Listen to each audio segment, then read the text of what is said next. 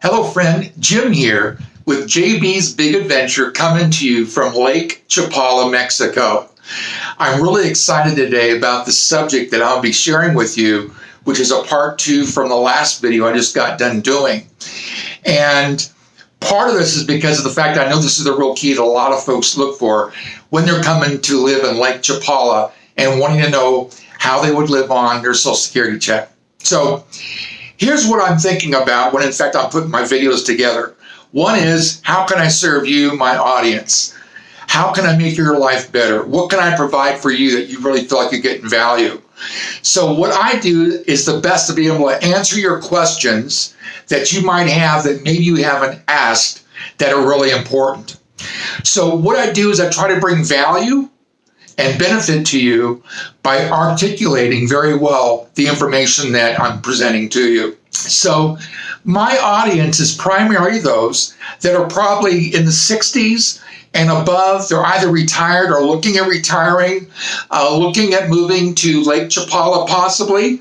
And for those that are on a fixed income, thinking about, am I really able to move there and live solely on my Social Security check?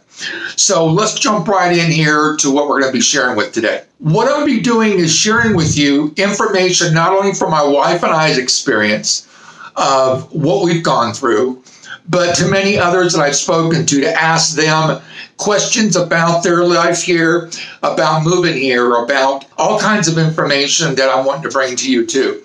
So the first thing we're going to talk about, since it is the larger portion usually of actually living in a new place, is rent. Now, when my wife and I first of all got here, we went and talked to 3 different realtors that drove us around the lake, kind of giving us an idea of what the lay of the land was, what certain areas were. Were they below the highway, above the highway, close to the lake, whatever it may have been. And what we found was there was a range from about $300 a month for rent up to $650 to $700. And I'm going to share with you in just a moment why I'm saying that. So if you're living in a $300 a month, 1-bedroom apartment, you're probably going to find yourself in a different area of town. It might be more towards the center of town. There might be a lot of noise. You're hearing, roosters, might be music because of the fact that you're closer to a lot of other people that are basically, those are the things they do. They celebrate and such. As compared to when you start paying a little bit more, there's the opportunity, you're kind of getting away from that, but there's other benefits. Now, what I'm talking about on the average of saying $650, here's why I'm saying that. It's because when it comes to being able to find rents here, a lot of individuals, because of COVID, have not come back down to the lake. So they have open properties. And what they want to do is they want to rent it out. And because they're wanting to get it rented out as quick as possible, a lot of times they're willing to give incentives.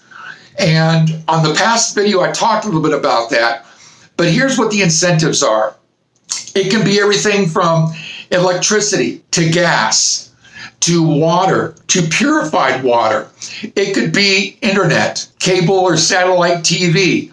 It could be a maid, a gardener, 24-hour security. It could be a gated community. And it could also come fully furnished. Now, what we found is between the area of $500 and $650, that's really where you start finding those benefits. And for the most part, what I share with you is pretty much what's out there. Let's talk about utilities. I just give you a price of between $500 and $650 to where those incentives start basically to be added and be able to benefit the renter. So if you were going to pay, let's say move into a $300 a month apartment, and you're going to be paying the utilities, and you're going to be paying the gas, the electric, the water, purified water, internet, TV, those kind of things. What you're going to find, it's going to equate to about $150. Again, that's with using average service, and those are for those services, again, that are all the utilities. So if you took $300 plus $150, it's $450 that you're paying for. Now, again, you're going to be in a different part of town, but you'll be able to be living on about $450 a month when it comes to rent. Now, when you're paying $500 to $650, now you're not having to pay all those other utilities because they're all included. So let's say, for example, you find a place for $500 or $650, then that's what you're paying every month. And then what I'm going to do is I'm going to build on from that in regards to what the monthly fees would be. So let's go ahead now and let's talk about cell phones. Now, my wife and I, being from the States, we're with T-Mobile. And that's worked just fine for us because we can use a service down here. We've got a lot of friends and family and such in the States that can keep in contact with us. But if you want service right here at Lake Chapala, it's about $14 per line.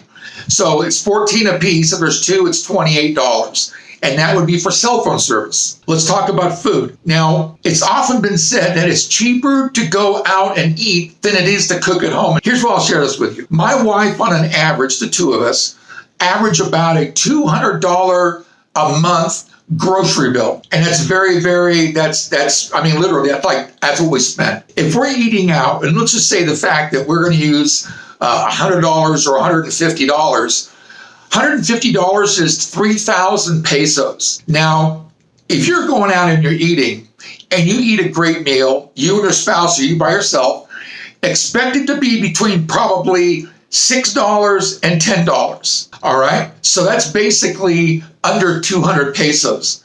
So if you've got 3,000 pesos and a meal is between 150 to 200 pesos, as you can see, that can last you a good while. That's a lot of meals out. That would be pretty much what you would want to choose. And that is, if you're going to spend more money on groceries, I'd say $200. But we, about $100 to $150 a month, we use for going out because the fact you get more money, more bang for your buck, and it's inexpensive to be able to eat out. And that's one of the reasons why I really try to share that with you, because that's another way of being able to save money. Let's talk about transportation. This is another important subject. And something that I know that a lot of expats are wondering if they're coming down, should they bring their car, should they leave their car, should they sell their car, whatever it may be. Now, my wife and I, we had two cars, and we sold one of the cars, and we drove one of the cars down. And so let me kind of share with you about costs. If you're bringing your car down and you're going to keep it registered in the States, that's going to be X amount of dollars. That's a number that you already know of. If you're going to keep your car insurance in the States, you also know what that number is. Now, I will tell you, as you come down, and if you're looking to get Mexican insurance, auto insurance, I would really highly recommend that you're looking at around $150 or so, and that's for 3 months.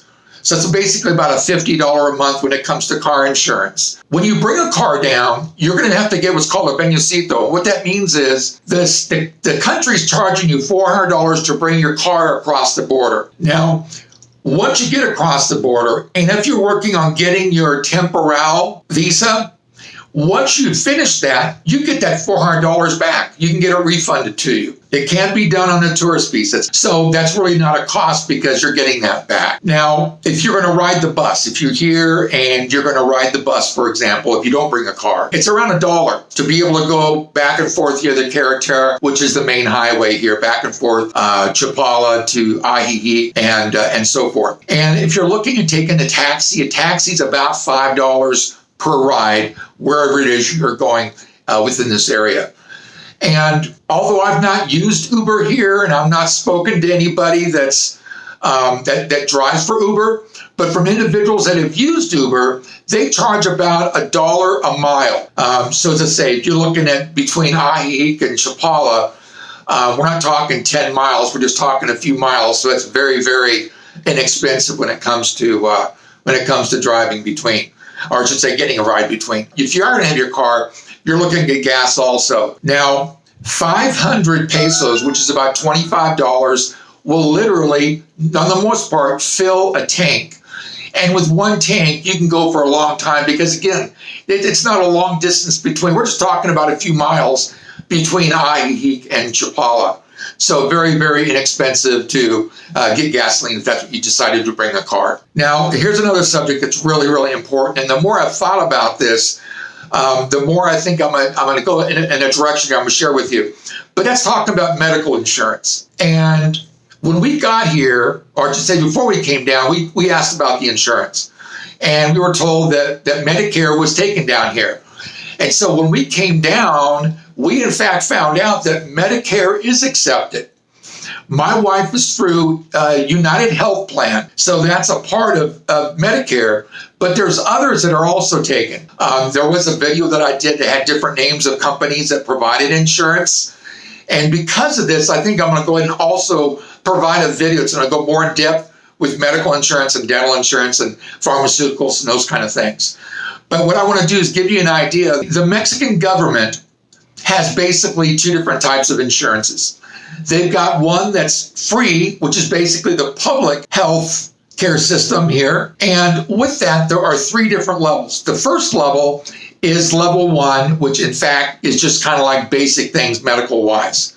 Level 2 are things a little bit more, such as maybe a broken bone and such. Those are free. Level 3 is pretty much more encompassing, but it's out of pocket. And again, what I'm going to do is, because there's some intricacies in here, I'm probably going to do another video and talk about just about the healthcare, just so you got more of an idea about that. So there is free. There's also a service that they offer, I should say a health service, that is somewhat like the Social Security in U.S., that when someone's working for a company, they pay into it, and they're able also to get that health care that they need.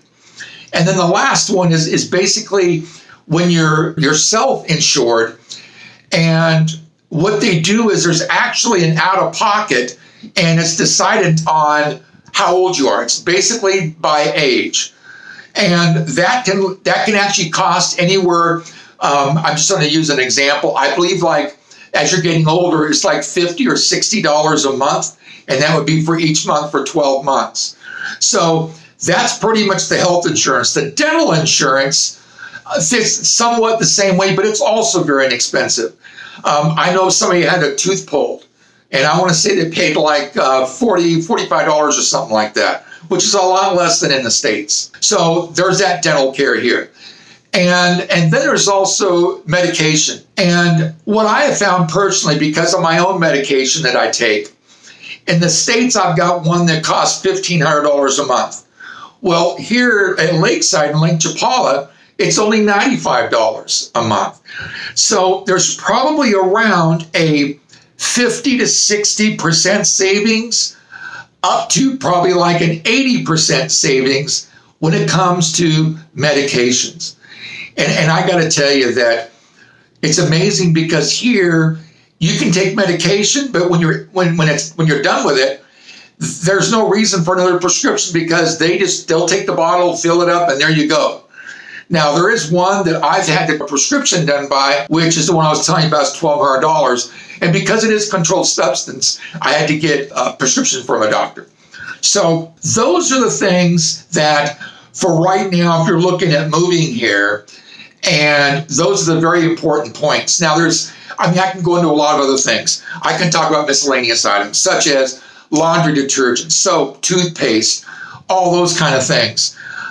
Which obviously is not a real expense. But what I've just showed you here, literally, if you're coming on a fixed income and Social Security, you could actually live here between $900 and about $1,050 a month, from what I've just shared with you here and what you could actually be saving. So I hope that this has been helpful for you. And as I said, when it comes to the medical and the dental insurance and such, I'm going to make another video on that, because I felt because I'm dealing with individuals and serving individuals that are looking at coming down, that are on a fixed income. And I really feel it's only beneficial to make sure that there's more of an idea, get your arms around how that services works here. So I want to thank you again for being a part of this video. I really appreciate you.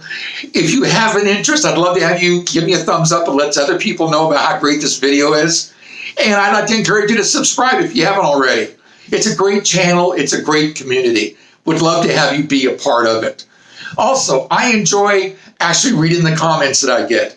And I just want to let those know that have been telling me that they'd like to see a woman's perspective and see my wife and I together. And I want you to know that video is almost coming out. We're actually in the production with that right now. So that will also be coming. So, and if you find yourself to where you enjoy the content and you really want to make sure that you're notified when a new video comes out, I'd like to encourage you to hit the bell so that, in fact, you get the notification there too. Well, again, I sure appreciate you. Have an awesome day. We'll see you on the next video.